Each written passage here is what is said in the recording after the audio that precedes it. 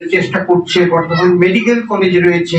তাহলে একটা মানুষ একটা অন্ধ বাচ্চা জন্ম দিলে যদি আমাদের সমাজের ক্ষতি হয়, একটা থ্যালাসেমিয়া জন্ম দিলে যদি আমাদের ক্ষতি হয়, একটা হেমোফিলিয়া পেশেন্ট জন্ম দিলে যদি ক্ষতি হয়, তবে এইরকম ক্রিমিনাল জন্ম দিলে আমাদের সমাজের কত বড় ক্ষতি হয়, সেই বোধটা এই মানুষ জাতির মধ্যে বাড়িয়ে তুলতে হবে যে আমরা যেন আমাদের কোনো অসতর্ক মুহূর্তে আমরা ওই রকম খারাপ সন্তান আমরা পৃথিবীতে না এনে ফেলি। তার জন্য বিজ্ঞানীদের চেষ্টা করতে হবে যে আমরা কিভাবে এটা যাচাই করতে পারি, কিভাবে আমরা আমাদের ছাঁকনিতে ধরে ফেলতে পারি যে সন্তানটা পৃথিবীতে আসছে সে পরবর্তীকালে একটা ক্রিমিনাল হিসাবে চিহ্নিত হবে এবং সে আমার দেশের, আমার জাতি একটা সর্বনাশ, অর্থ খরচা সেইটা যাতে বন্ধ করা যায় তার জন্য চেষ্টা।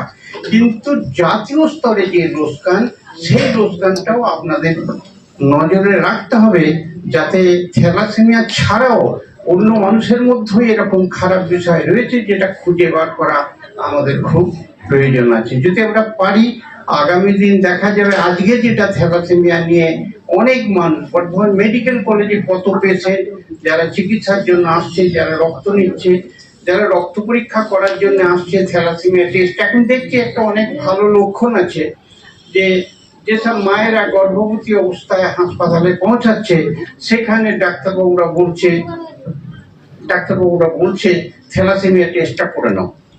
যখন ক্যারিয়ার হচ্ছে দুজনায় তখন বলছে তোমার বাচ্চাটা কেমন আছে সেটা দেখে নাও। সেই বাচ্চাটা তখন হয়তো অনেক বয়স হয়ে গেছে, তা সেটাকে এবার টেস্ট করে কতটা কি লাভ হবে সেটা পরের কথা, কিন্তু একটা সাপোর্ট পাচ্ছে, মেন্টালি সাপোর্ট মেডিকেল কলেজ থেকে পাচ্ছে, এটা কিন্তু সমাজের ক্ষেত্রে খুব ভালো দিক আছে। অন্যদিকে বিফোর ম্যারেজ যে কাউন্সিলিং সেটা গভর্নমেন্ট করছে। আমরা তো দীর্ঘদিন ধরে এই আন্দোলনটা এবং অ্যাওয়ারনেস প্রোগ্রামটা বর্ধমান জেলায় প্রায় শতাধিক হাই স্কুলে আমরা এই প্রোগ্রামগুলো করেছি। তা এই যে প্রোগ্রামগুলো করেছি এতে অনেক মানুষ এই সাবজেক্টটা জেনেছে, জানার ফলে কিন্তু একটা দিকে খুব অসুবিধা হচ্ছে।